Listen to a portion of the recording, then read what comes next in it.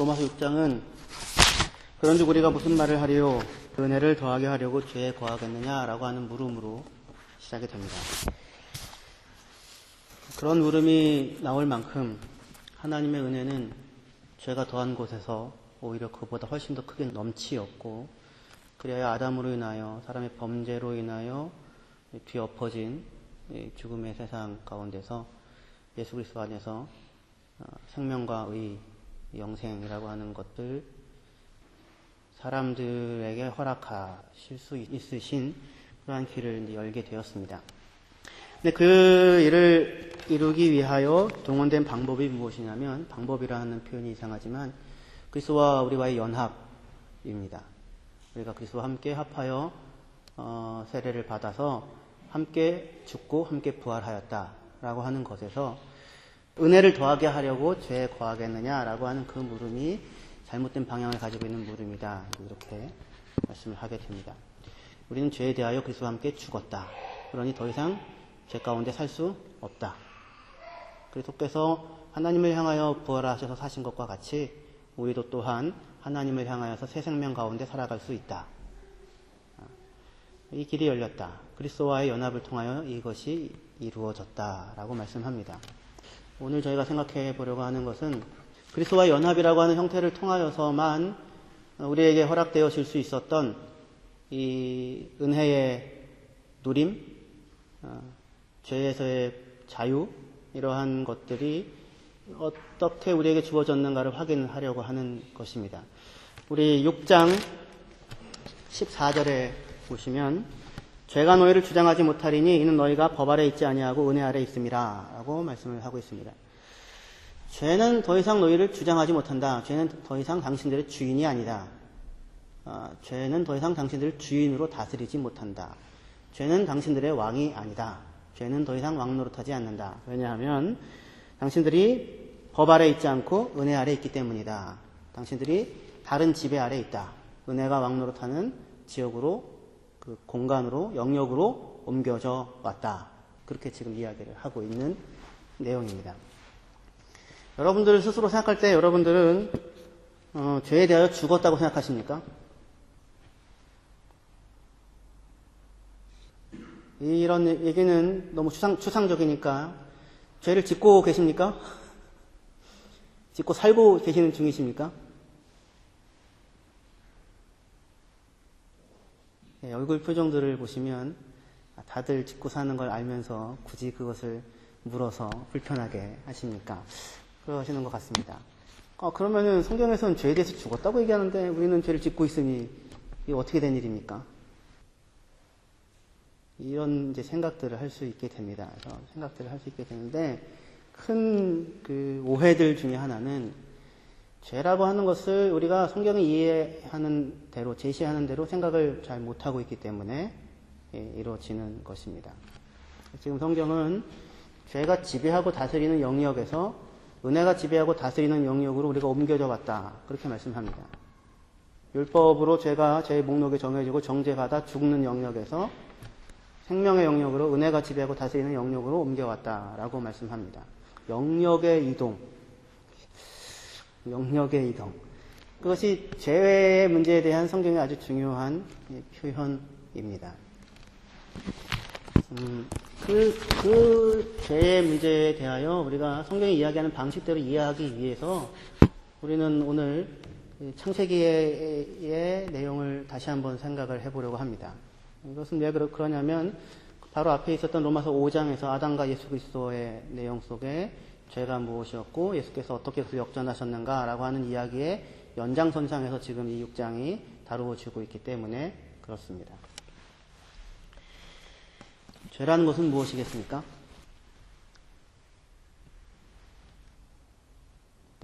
죄 짓는다면서요. 뭘 죄를 짓는다면서요. 유한한 거는 죄입니까? 유한하다. 저와 여러분들은 하나님이 아닌 이상 모든 존재들은 유한하죠. 그렇죠? 유한하다, 결핍이 있다, 부족하다. 그렇죠? 근데 그건 죄일까요? 예전에 제 친구는 유한성이 죄라고 그렇게 자기는 믿는다고 얘기를 하더라고요. 그래서 너는 그렇게 믿어라. 제가 그렇게 얘기했는데, 죄는 그냥 사람이 유한하기 때문에 어쩔 수 없이 짓는 것, 이런 식으로 이제 생각을 했던 겁니다. 그 친구는. 하지만 유한성 자체가 죄는 아닙니다. 왜냐하면 유한성 자체가 죄라면 하나님이 세상을 처음에 만들었을 때 사람들 다 유한하잖아요. 모든 자연 만물도 어떤 의미에서 보면 유한하지 않습니까? 결핍되어져 있고 부족한 부분이 있지 않습니까? 그거 자체가 죄라고 하면은 말이 안 되는 것이죠. 죄라고 하는 것은 하나님과의 관계에서 규정됩니다. 하나님과의 관계에서. 하나님 아래에 하나님의 통치와 다스림, 하나님의 명령과 하나님의 말씀, 하나님의 질서 아래에 놓여져 있을 때에 세상 천지 만물이 그때 그것을 의라고 하고 그리고 거기에서 평강이라고 하는 것이 누려진다고 했지요. 그런데 그것이 뒤집어 엎어져서 하나님의 말씀이 사람 발밑으로 내려가고 그리고 남자가 여자의 말을 듣고 여자가 뱀의 말을 듣고 뱀의 말을 따라 식물을 먹는 이 창조의 질서의 어긋남이죠. 완전히 전도되어지는 것으로 인하여 그 시작은 무엇이었습니까? 하나님을 치워버리는 것이었죠. 하나님이 없다고 나 자신만으로 존재하는 것. 그것이 성경에서 얘기하는 죄의 시작입니다. 문제는 그렇게 됐을 때 유한하고 결핍된 존재로 이렇게 덩그러니 놓여져 있지 않습니까? 그러면 성경은 그것 자체를 그럼 죄라고 얘기하는 것이냐? 그렇지 않은 겁니다. 유한하고 결핍된 것 자체를 죄라고 하지 않고 유한함은 그것의 그것담을 만들어내는 그 조건이 됩니다. 그러니까 이 녹음기는 유한합니다. 얘는 스테레오를 녹음을 못합니다. 그리고 얘를 녹음해가지고 이어폰을 꽂고 들어보면 한쪽으로밖에 안 들립니다. 왜 그런지 모르겠습니다. 근데 저희 성가대 찬양을 녹음하는 그 녹음기는 스테레오가 됩니다. 그리고 2채널이 아니라 4채널로 되더라고요.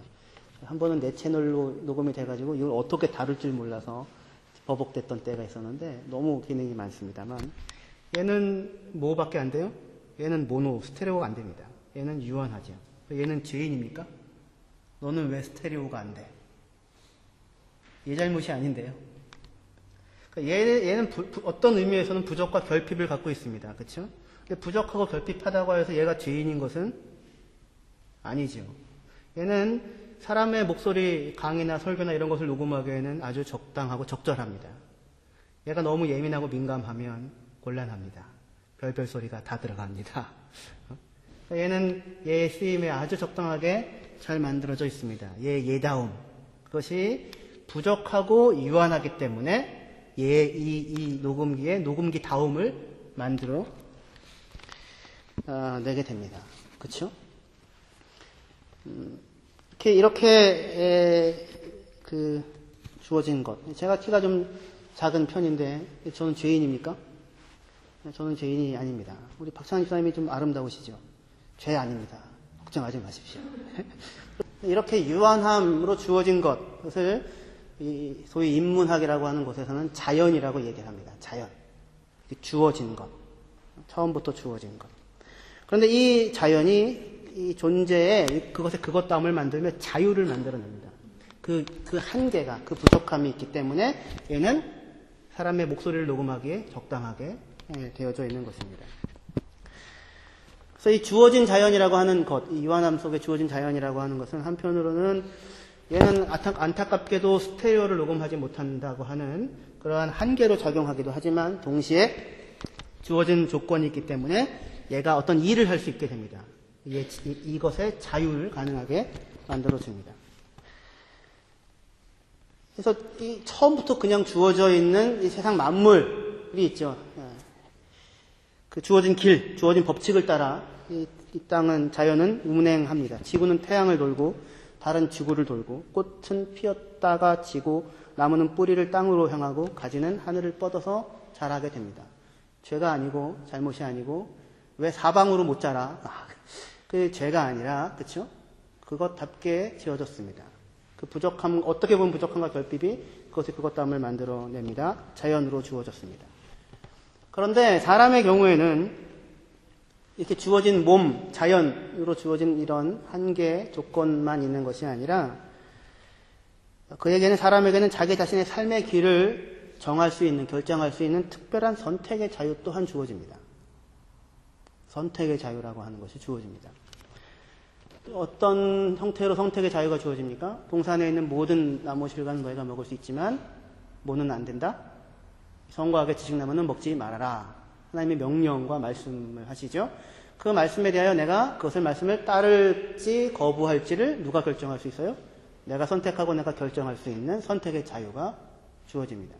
분명히 명령이라고 하는 조건 밑에 놓여져 있지만 그럼에도 불구하고 거기에 무엇으로 반응할 수 있어요? 선택으로 반응할 수 있는 자유를 특별하게 사람은 가지고 있습니다. 그런데 이 사람에게 주어진 금지, 그리고 금지에 대한 반응할 수 있는 선택의 자유가 있는데, 근데 이 금지는 다만 무조건적인 금지가 아니라 무엇에 대한 금지였냐면 선과 악의 지식나무는 먹지 말아라 라고 하는 것에 대한 금지였습니다. 그러니까 특별한 금지입니다. 그러니까 그 나무의 이름은 선과 악의 지식나무였습니다. 그러니까 X나무를 먹지 말아라 이렇게 된 게 아니고 선과 악의 지식나무는 먹지 말아라 라고 하는 금지가 주어집니다. 그래서 그것은 이 금지로 인하여 두 가지로 의미로 사람에게 작용을 하게 됩니다. 하나는 사람은 금지 아래 놓여져 있는 존재라고 하는 확인입니다. 전에도 제가 말씀을 드렸죠. 하나님의 명령 아래, 말씀 아래 놓여져 있는 것이 사람이다라는 인정입니다. 하나님께서 천지 만물을 만들고 사람을 그것을 지배하고 다스릴 수 있는 왕으로 세우셨죠. 그래서 사람이 동물들에게 이름을 지어 그들에 대한 지배권을 나타내죠. 그런데 그러한 사람도 그 위에 누가 계세요? 명령할 수 있는 분이 계시다고 하는 것입니다.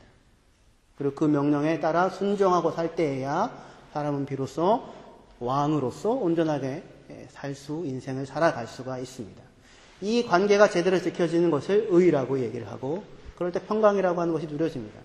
근데 우리 위에서 우리에게 명령할 수 있는 어떠한 존재라고 하는 것을 치워버릴 때 그때부터 이 모든 이 일들이 뒤틀림이 죄라고 하는 것이 사망이라고 하는 것이 평화롭지 않은 삶이라고 하는 것이 시작이 됩니다. 금지가 있습니다. 사람에게는. 우리를 다스리시는 왕이 계십니다. 그가 우리를 조건 지으셨습니다. 이렇게요. 사랑하고 살도록 조건 지으셨습니다. 돕는 배필이 필요하다고 조건 지으셨습니다. 혼자서 좋지 않다라고 조건 지으셨습니다. 이런 모든 조건들에 다 하나님의 명령이, 하나님의 생각이, 하나님의 통치가 담겨져 있는 것입니다. 돕는 배필이 필요하다고 조건 지으셨습니다. 내 앞에 서 있는 도움을 필요로 하는 존재로 하나님께서 사람을 조건 지으셨습니다. 그렇죠? 그게 하나님의 법입니다. 그런데 그러한 금지로만 사람이 하겐되어지는 것이 아니라 선과 악의 지식나무는 먹지 말아라 라고 하는 독특한 금지로 사람에게 하나님께서 허락하신 것이 있습니다. 그래서 이 금지는 그런 의미에서 의미가 있습니다. 그러니까 선과 악의 지식에 대한 금지는 마치 숨을 쉬지 않으면 죽고 우리가 밥을 먹지 않으면 죽듯이 선과 악의 지식을 사람이 가지면 죽는 그런 자연적인 조건과 같은 금지입니다. 그냥 임의적으로 해놓은 것이 아닙니다. 선과 악에 대한 지식이 왜 사람에게 죽음을 낳는 것이 될까요?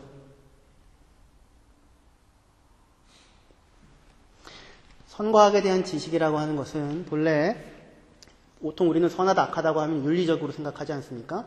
근데 윤리적인 것 판단만을 뜻하는 것이 아니라 훨씬 근원적으로 좋다 나쁘다라고 하는 것에 대한 구별을 뜻합니다. 그 사용된 단어가 good and bad입니다. 좋다 나쁘다.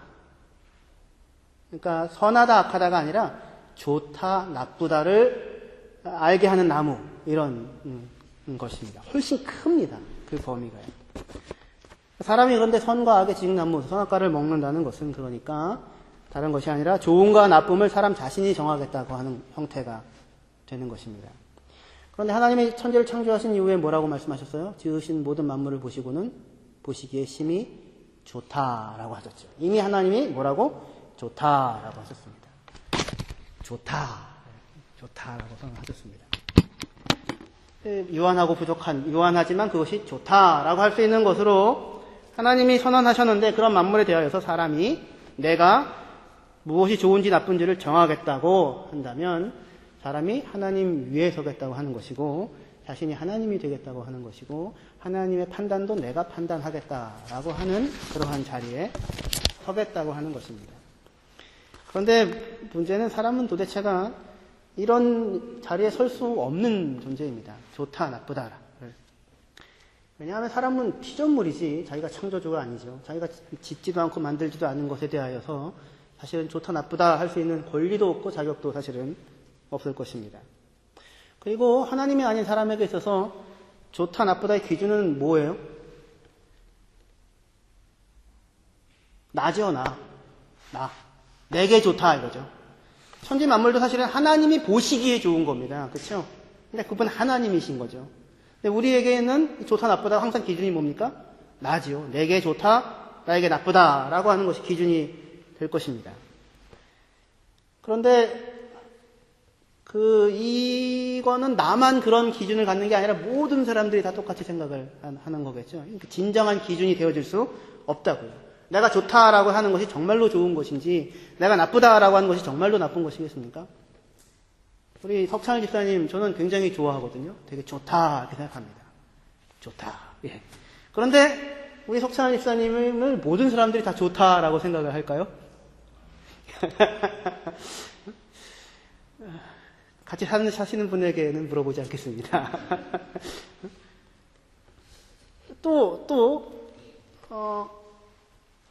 제가 지금은 좋다라고 얘기하지만, 어떨 때는 이렇게 사람이 힘들게 하나, 사람이 영 별로구만, 이렇게 생각할 수도 있을 것이고, 그렇죠? 또 어떨 때는 다르게 생각할 수도 있을 것입니다.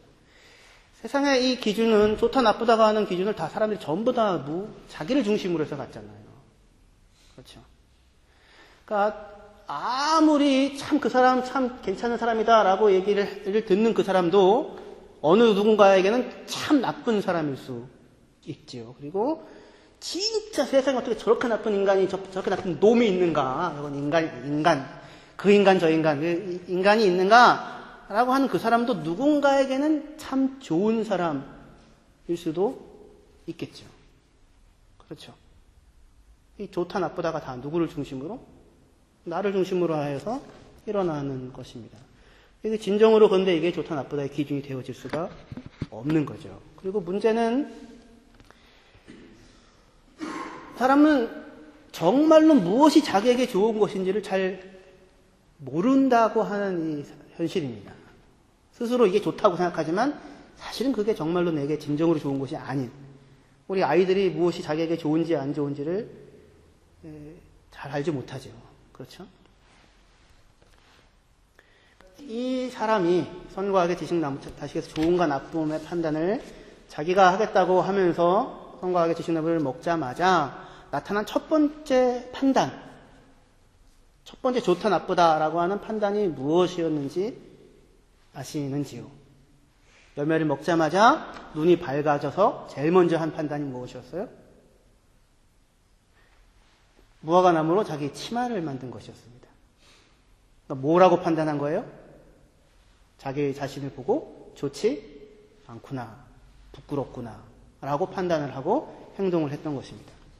하나님이 아닌 유한한 사람이 좋은가 나쁨의 판단을 시작하자마자 나타난 첫 번째 판단은 자신이 좋지 않다는 것이었습니다. 스스로가 사람은 부끄러웠습니다. 그리고 스스로가 부끄러운 사람은 그리하여 자신을 가렸고, 그리고 옆에 있는 타인을 나쁘다라고 선언하는 대로 나아가게 되었습니다. 저 여자 때문에 그랬던 거예요. 저 여자가 나쁜 거예요. 하나님이 나쁜 거예요. 저 뱀이 나를 속였어요. 뱀 때문에 그런 거예요. 나는 문제가 아닌데요. 쟤 때문에 일이 벌어진 거예요. 라고 하는 것으로 나아가게 되었습니다. 그리하여 자신이 자신을 정죄하고 서로가 서로를 정죄하는 상황 속에서 사람이 서로가 서로에 대하여, 스스로가 스스로에 대하여 좋다 나쁘다고 판단하는 첫 번째 판단으로 자기를 나쁘다고 판단하고 스스로를 부끄럽다고 여기고 자기가 좋지 않다고 여기고, 그리고 다른 사람을 나쁘다고 이야기하는 것으로 자기를 가리는, 그것으로 자기를 가리는 속에서 사람이 살 수가 없는 거죠. 한국 사회는 특별히 숨만 쉬어도 죄입니다. 숨만 쉬어도 살 수가 없습니다. 존재하는 게 죄입니다. 존재하는 게. 그냥 나는 그냥 존재했을 뿐인데, 나는 그저 똑똑했을 뿐인데, 나 때문에 상처를 받는 사람들이 생기고, 나는 그저 예뻤을 뿐인데, 왜 나 때문에 상처를 받는 사람이 생기고. 서로가 서로에 대하여, 자기가 자기에 대하여, 서로가 서로에 대하여 좋지 않다라고 선언하고, 가리고, 그리고 정죄하는 그러한, 싸움 속에, 다시 얘기해서, 살 수 없는 상황, 죽음을 살 수밖에 없는 그런 상황 속에 이 사람이 있게 되었습니다. 본래, 기쁨의 동산 에덴, 애초에 좋다고 선언하신 기쁨의 동산 에덴에서 사람은 가정을 이루고 생명을 누리고 선택하고 결정하고 경작하고 지키고 생육하고 번성하고 이렇게 살아갈 수 있었던 사람이었지요. 벌거벗었지만 부끄럽지 않았고 그리고 좋구나 선언하신 하나님의 기쁨을 따라서 자신과 서로와 하나님을 기뻐하며 살아갈 수 있었던 삶에서 자신을 기뻐하고 서로를 기뻐하고 하나님을 기뻐할 수 있었던 삶에서 이제 좋음과 나쁨에 대한 나름의 나의 자신의 판단을 따라서 자기 자신을 나쁘다고 스스로 느끼고 그리고 자기를 나쁘다고 선언하는 누군가를 지워버리고자 하는 죄와의 싸움 속으로 던져지게 되었습니다. 성경 전체에서 처음으로 죄라는 단어가 등장하는 곳이 창세기 4장인데 가인과 아벨이 예배를 드리는 장면에서 그 일이 일어납니다. 가인이 했던 일은 무엇이었습니까? 하나님의 판단에 대한 자기 자신의 가치 판단이었습니다. 하나님이 아벨을 받고 나를 받지 않으신 것은 나빠. 하나님은 나빠. 하나님은 나빠라고 하는 자기 자신의 가치 판단이었어요. 판단의 기준이 누구에게 있어요? 자기에게 있어요. 하나님께서 왜 아벨을 받고 자기는 받지 않았는지 그 앞에 그의 판단 앞에 그의 말씀 앞에 그의 금지 앞에 자기 자신을 세워야 하는 자리에 있지 않고 그건 나빠 라고 얘기하는 자리에 섰을 때에 죄라고 하는 것이 처음으로 등장하여 발생하게 됩니다. 거기서 죄가 시작됐다는 것이 아니라 그 장면에서 사람이 죄 아래에 있는 상황이라고 하는 사실이 폭로가 되어진다고 하는 형태의 이야기입니다. 가인의 이러한 가치의 자기 중심성, 이것은 가인뿐만 아니라 가인의 후손인 람에게 노래에서도 잘 나타납니다. 람에게 노래에서 나를 건드리는, 나에게 상처를 주는 소년을 내가 죽여버린다. 그렇게 얘기를 하죠. 건드리기만 해도 그냥 두지 않아. 이런 형태로 이야기를 합니다. 나를 건드리면 다 죽어. 건드리지 않아도 다 죽어. 쳐다보기만 해도 다 죽어. 나 그렇게 쉬운 사람 아니야. 이런 형태의 이야기가 가인과 가인의 후손으로 계속해서 이어지게 되는 것입니다. 왜 소년이든 주위의 모든 사람들이든 자기를 상처내고 자기를 건드리고 자기를 무시하고 자기를 죽이려고 하는 사람들로 스스로 람에게 생각할 때 그렇게 생각되어졌을까요? 그러니까 그렇게 얘기하는 거잖아요. 건드리기만 해도 쳐다보기만 해도 다 죽을 줄 알아. 근데 누군가의 눈빛이 내게 상처가 되는 것은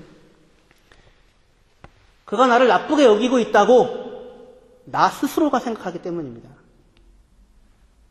누군가의 눈빛에서 나에 대한 비난을 읽어내는 것은 사실은 내가 나 자신을 나쁘다고 생각할 때에 그럴 때에 그것이 비난으로 들려지게 됩니다. 하나님은 아벨과 그의 재물은 보셨고 가인과 그의 재물은 보지 않으셨습니다. 하나님의 이러한 시선에 대하여서 가인은 그것을 자신에 대한 외면이라고 느꼈고 그리고 고통스러워했습니다. 하지만 하나님의 이런 시선은 정말 가인에 대한 외면이었을까요? 하나님은 가인을 무시하고 외면하셨던 것이었을까요? 그건 누구의 생각이에요? 그죠? 가인의 생각입니다. 만일 하나님이 가인을 외면하시는 분, 가인을 무시하시는 분이었다면 하나님은 가인을 이후 찾아올 이유가 없으십니다. 하나님은 이후 가인을 찾아와 그에게 경고하고 권고합니다. 그렇죠? 만일 하나님이 가인을 외면하시는 분이셨다면 살인한 이후에 가인이 동생 아벨을 죽인 이후에 가인에게 찾아와서 말 걸지도 않으셨을 것이고 그리고 그의 생명을 보존하겠다고 지켜주시는 약속을 주시지도 않았을 겁니다. 중요한 것, 하나님은 가인에게 찾아와 가인에게 말을 걸어주십니다. 하나님은 가인을 외면하지 않습니다. 우리 성경에서 창세기 부분에서 우리 성경은 하나님이 아벨은 받고 가인은 받지 않았다고 단정적으로 번역했지만 사실은 그 단어는 주목하여 본다라는 단어입니다. 하나님께서 아벨과 아벨의 제사는 주목하여 보셨고 가인과 가인의 제사는 주목하여 보지 않으셨다는 겁니다. 그런데 가인은 이러한 하나님의 시선을 자신에 대한 나쁘다는 판단으로 읽어내고는, 그리고 그렇게 판단하신 하나님은 나쁘다라고 판단하고 분노하고 그리고 절망을 하는 것입니다. 가인의 분노와 이 절망을 보신 하나님은 이번에는 그 예배의 자리에서는 하나님께서 아벨에게 시선을 던졌었잖아요. 이번에는 그의 시선을 돌려 가인에게 향하시고 가인에게 시선을 두시고 가인에게 말을 걸어 오십니다. 너는 무엇 때문에 분노하며 무엇 때문에 얼굴을 떨구고 있느냐, 그렇게 물으십니다. 이렇게 물으시는 하나님이 판단하시는, 파악하시는 가인의 분노의 이유는 다른 어떤 것이 아니라 자기 나름의 좋다 나쁘다라고 하는 그러한 판단이었으며, 하나님이 나를 외면했다, 그리고 그것은 나쁘다라고 하는 그런 판단이었으며, 그것에 이어져서 나오는 하나님의 경고는 그의 잘못된 판단에서부터 앞으로 비롯되어 나올 수 있는 죄에 대한 경고였습니다. 죄가 너를 삼키려고 움켜쥐고 있지만, 죄가 너를 원하지만, 죄가 너를 지배하려고 하지만 네가 죄를 지배하여라 라고 하는 죄의 지배와 다스림의 문제 앞에 가인이, 사람이 서 있게 됩니다. 그 시초의 시작이 무엇이에요? 자기가 좋다 나쁘다라고 하는 여기는 판단에 대한 것이었고, 그리고 하나님의 판단에 대하여 그것을 하나님의 판단으로서 받아들일 수 없었던 자리였습니다. 이 가인의 분노, 절망, 여기서 벗어날 수 있는 길이 있었습니다. 사실은요. 가인이 자신의 분노에서, 자신의 절망에서 벗어날 수 있는 길은 어렵지 않았습니다. 무엇이었을까요? 하나님께 물어보면 됩니다. 그죠? 하나님, 어찌하여 저는 보시지 않으시고 아벨만 보십니까? 하나님, 어찌하여 아벨의 예배는 받으시고 저의 예배는 받지 않으시는 것입니까? 라고 물을 수 있었을 것입니다.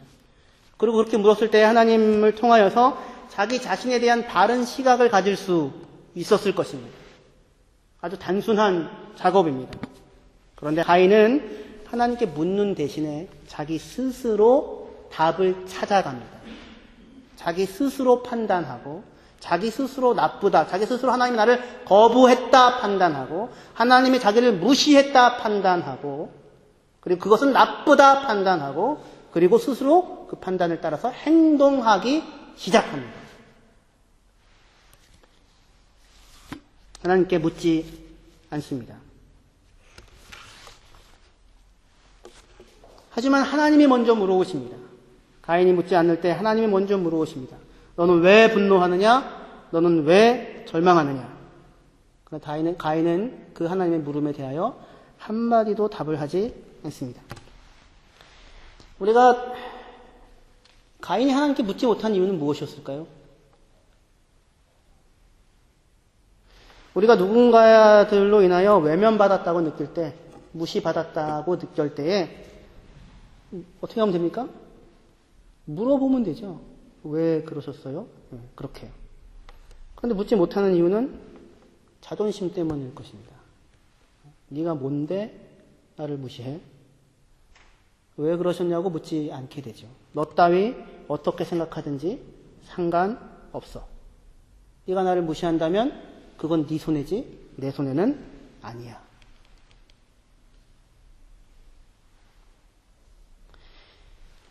자존감은 내가 중요하다고 생각하는 생각입니다. 자존심은 내가 잘났다고 하는 생각입니다. 내가 잘났다고 생각하니까 다른 사람은 너 따위가 되는 것입니다. 자존감은 내가 소중하니까 다른 사람도 소중하고 다른 사람의 판단도 소중합니다. 그런데 사람들과의 마주침 가운데, 모든 마주침에서의 어긋남은 상대방의 행동과 시선들과 반응에 대한 누구의 나름의 판단? 나 나름의 판단입니다. 내 스스로가, 가인 스스로가 생각을 하는 것입니다. 가인 스스로가 하나님이 나를 외면했다고 그 시선을 그렇게 읽어냅니다. 그리고 분노합니다. 풀을 수 있는 길은 쉽지요. 하나님께 나아가서 물으면 되죠. 하나님, 왜 저는 왜 안 받으신 거예요? 그러면 이런 이유가 있단다라고 말씀해 주실 수 있을 터인데, 그런데 그렇게 묻지를 않습니다. 묻는 대신에 하나님께 말하지 않고 가인은 오히려 아벨에게 말합니다. 아벨에게 따라 나와. 아마도 그렇게 얘기했을 것입니다. 그리고 아벨에게 자기의 판단을 따라서 행동합니다. 그를 지워버립니다. 가인은 아벨에게도 아무 말도 묻지 않습니다. 아우에게도 아무 말도 묻지 않습니다. 홀로 판단하고 홀로 말하고 홀로 행동합니다. 가인이 이후 듣게 되는 아벨의 소리는 그의 핏소리일 뿐입니다. 아니, 핏소리를 가인은 듣지 못했습니다. 그러나 하나님은 그 아벨의 핏소리를 들어주십니다. 하나님은 언제든지 말 걸어주시고 언제든지 듣고자 하시고 언제든지 찾아오시며 언제든지 물음에 답하실 수 있으신데, 그리고 실제로 말을 걸어주시고 그에게 관심을 보여주시고 계시는데 가인은 아무 말도 하지 않습니다. 아무것도 묻지 않습니다. 스스로 판단하고 스스로 판단한 대로 행동합니다. 그리고 스스로 나쁘다고 생각되어지는 그 상대방을 제거하는 것으로, 치워버리는 것으로 일을 해결하려고 합니다. 제가 한 몇 주 전에 용서에 대해서 말씀을 드렸었습니다. 교회는 용서가 지배해야 하는 곳이다. 왜냐하면 용서되어지지 않으면 몸에 소통이 막혀서 어딘가에 소통이 안 되면 이상이 생기고, 그럼 그 몸 전체가 이상이 생기니까. 그렇죠? 반드시 용서가 일어나야지만 소통이 되고 그래야지만 교회는 건강해질 수 있다. 그런데 이 용서가 되어지지 않으면 하나님의 말씀이든 하나님의 은혜든 어떠한 것이든지 간에 소통되어지지 않고 묶여져 있으니 몸 전체가 어그러질 것이고, 그런 상태에서 그리스도의 몸으로서 교회가 하나님의 영광을 나타낼 수 있는 방법은 없다라고 그렇게 제가 말씀을 드렸었습니다. 그런데 용서한다는 것은 잊어버리는 것과는 다른 것입니다. forgive랑 forget 하는 것은 다른 것이죠. 우리는 잊어버리는 것으로 상대방을 치워버리기도 합니다. 실제로 쳐서 죽이는 것은 아니라고 할지라도. 그것은 해결이 아닙니다. 가인의 자신과 이웃과 하나님에 대한 자기 자신에 대해서도 잘못 판단하고 있는 것이고, 가인은 이웃에 대해서도 잘못 판단하고 있는 것이고, 하나님에 대해서도 지금 잘못 판단하고 있는 것입니다. 가인이요. 그것에서 그 잘못된 좋다 나쁘다의 판단에서 죄로의 이행이 시작됩니다. 죄 안에 머물고 있는 자기 자신을 확인합니다. 이런 일은 가인에게만 벌어진 일이 아니었고 성경에서, 우리 일상에서, 우리 자신의 삶 가운데서 늘상 일어나는 일입니다. 에돔 출신으로서 유대인의 왕이 되었던 헤롯, 세계 동방박사가 와서 유대인의 왕으로 나신 이가 어디 있느냐라고 하자 그 얘기를 자기의 권력에 대한 위협으로 읽어냅니다. 유대인의 왕, 에돔 출신 유대인의 왕, 유대인의 왕으로 나신 이가 어디 있느냐. 그래요 헤롯은 아이들을 죽여버리는 것으로 죄로의 이행을 시작합니다. 박사들의 물음에 대한 자기의 판단 속에서. 사울은 천천히고 다윗은 만만이다라고 여인들이 노래를 하는데, 그 여인들의 노래를 사울은 자기에 대한 비난으로 읽게 되고 판단하게 되고 다윗을 죽이는 것으로 답을 하게 됩니다. 곁에 있는 모든 이들이 자기에게 상처를 주려는 자들로 여기고 그들을 죽이겠다고 하는 라멕, 또 똑같은 이행, 죄로의 이행을 발견하게 됩니다. 그 어디에서든지 간에 자기 자신과 이웃과 하나님에 대하여 잘못된 좋음과 나쁨에 대한 판단에서 죄로의 이행이 시작됩니다.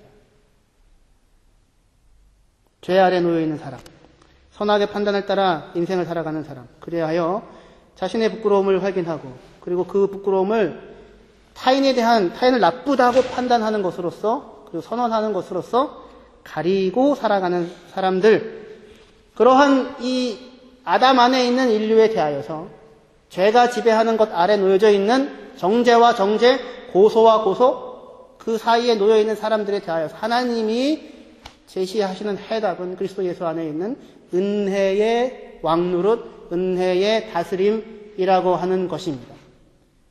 그리스도께서 우리를 자기와 묶으시는 방법이었습니다. 묶으셔서 그 생명을 우리에게 전달하는 형태였습니다. 아담이 범죄했을 때에 하나님께서 찾아오셔서 뭐라고 했습니까? 아담을 고소합니까? 그렇게 묻지 않습니다. 하나님께서 뭐라고 처음에 물으십니까? 아담이 범죄했을 때요? 스스로 부끄러워서 스스로를 판단하여 옷을 해입은 아담에 대하여서, 그리고 숨지요? 하나님 두려워서 숨지요? 그 숨은 아담에 대하여서 하나님께서 처음 하신 말씀이 무엇이었어요? 너 어찌하여 내 말을 어겼느냐? 너는 이렇게 고소했습니까? 그게 아니었고, 아담아 네가 어디에 있느냐? 이거 하나님의 물음이었습니다. 사람아 네가 어디에 있느냐? 벗었으므로 두려워하여 숨었나이다. 누가 너 보고 벗었다고 뭐라고 하더냐? 뭐라고 한다는 말이 고소한다는 말이었습니다. 히브리 단어가 히기드라고. 누가 너 벗었다고 고소하더냐? 누가 너 벗었다고 나쁘다고 하더냐? 내가 지어준 그 몸, 그거 누가 나쁘다고 너한테 얘기하더냐?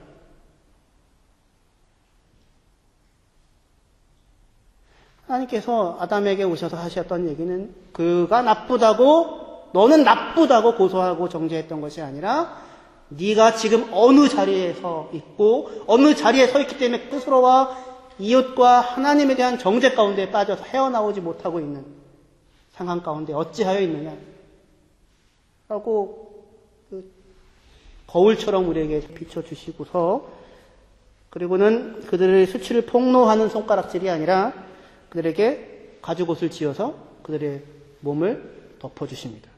하나님 당신 자신이 손수 지어주신 몸, 그가 힘이 좋다고 말씀하신 그 몸을 친히 하나님께서 덮어주십니다. 은혜로 찾아오십니다. 그런데 가죽 옷을 지어 입히셨다는 것은 무엇이 죽었다는 겁니까? 짐승이 죽었다는 것이죠. 짐승이 죽었다는 겁니다. 아마 양이었을 가능성이 높습니다. 성경의 일관된 상징의 흐름을 따른다면. 어떠한 생명이 피를 쏟아 흘려 희생하여 그 결과로 다른 누군가가 생명의 자리로 들어올 수 있는 길이 열려진 것입니다. 그것을 처음부터 하나님께서는 에덴 동산에서 보여주십니다. 가늠하다가 요한복음의 현장에 잡힌 여인에 대해서 예수님께서 나도 너를 정죄하지 않는다. 다시는 죄를 범하지 말아라 라고 말씀하십니다. 그녀를 나쁘다고 선고하고 돌로 치지 않고 다시는 죄의 자리에 머물지 말라고 말씀하십니다. 왜냐하면 하나님의 아들이 세상에 오신 이유는 세상을 정죄하고자 함이 아니라 세상을 구원하고자 함이기 때문입니다. 요한복음 3장 17절에서 말씀합니다.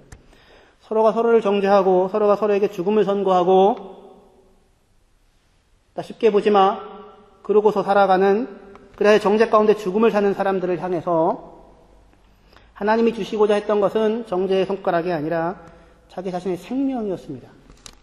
하나님이 세상을 이처럼 사랑하사 독생자를 주셨으니 이는 누구든지 저를 믿는 자마다 멸망하지 않고 영생을 얻게 하려 하심이라. 이것이 우리에게 열려져 있는 하나의 길입니다. 죄의 지배 아래 살지 않고 은혜 아래 사는 삶입니다. 사람이 하나님께 나아올 수 있는 길은 오직 이 하나의 길이며 이 하나의 길에 대한 믿음으로 나아가는 것입니다. 아벨은 왜 양 새끼를 잡아 죽여서 하나님께 예배를 드릴 생각을 했을까요? 우리의 예배의 양식은 도대체 언제부터 이렇게 예배를 드리게 된 것일까요? 뭐가 앞에 있었겠죠. 기독교 교회 예배의 양식은 유대 회당 예배의 양식을 차용하여서 사용하고 있는 부분이 굉장히 많이 있습니다. 또 그 이전에는요, 그 생각할 수 있겠죠. 아벨은 어떻게 양을 잡아서, 양의 첫 새끼를 잡아서 하나님께 드릴 생각을 했을까요? 예배가 무엇인지를 알았던 겁니다. 어떻게요?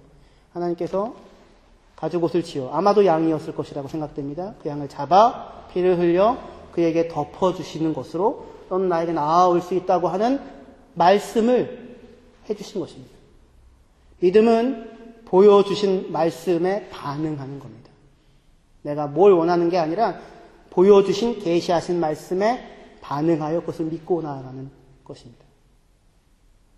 아벨은 하나님께 나아갈 수 있는 유일한 하나의 길, 생명을 위하여 생명을 바치고 그리고 그 길을 따라서 하나님께 나와 예배할 수 있는 길이 있다고 하는 것, 그 예배의 본질을 알고 있었던 사람으로 보입니다. 가인이 아벨을 죽입니다. 하나님께서 가인에게 와서 이번에는 이렇게 묻습니다. 네 아우 아벨이 어디에 있느냐? 그렇게 물으십니다. 하나님의 우리를 향한 물음입니다. 범죄하고 놓여져 있는 서로 정죄하고 고소하고 살 수밖에 없는 우리들을 향하여서 하나님이 물으십니다. 사람아, 네가 어디에 있느냐? 그리고 형제를 치워버리는 것으로 살고자 했던 가인에 대하여 가인아, 네 형제 아벨이, 내 아우 아벨이 어디에 있느냐? 물으십니다.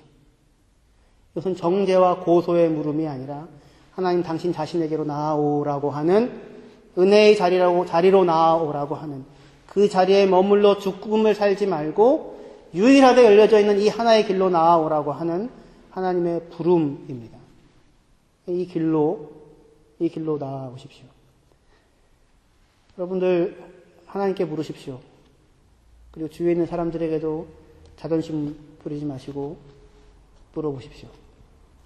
그리고 모든 사람들에 대하여서 좋다 나쁘다를 판단하는 죽음의 자리에 세워 살지 말고 내 형제가 어디 있느냐 물으시는 하나님의 물음의 자리에 서서 그를 기뻐하고 즐거워하고 그리고 그를 위하여 그의 생명을 위하여 내 생명을 쏟아 그를 생명의 자리로 불러들이는 이 그리스도의 삶의 길을 따라서 살아나가는 은혜의 왕노릇의 자리에 서서 살아나가는 저와 여러분들이 되시기를 주의 이름으로 축원합니다. 기도하시겠습니다. 하나님 아버지의 은혜와 사랑을 감사합니다. 네가 어디에 있느냐 물으시고 네 아우는 네 형제는 어디에 있느냐 물으십니다. 정죄와 수치의 폭로로 오시지 아니하시고 우리가 아직 죄인 되었을 때에 십자가의 피로 우리를 덮으시는 것으로 오셔서 우리에게 생명을 주십니다. 은혜 아래 살게 하는 살 수 있는 이 유일한 한 생명의 길을 허락하십니다. 하나님 아버지 감사합니다. 주께서 걸어가신 이 길을 따라 주님의 묶으심으로 인하여 생명을 얻은 우리 또한 같은 길을 걸어가는 하나님의 사람들이 되어 이 땅에 정죄와 수치와 상처와 죽임이 난무하는 것이 아니라 살림과 영생이 풍성하게 넘쳐나가는 일들이 나의 인생을 통하여 그리고 우리 교회 성도님들의 인생을 통하여 온전하게 이루어져 하나님의 영광을 받는 은혜가 있게 하여 주시옵소서. 예수님의 이름으로 기도합니다. 아멘.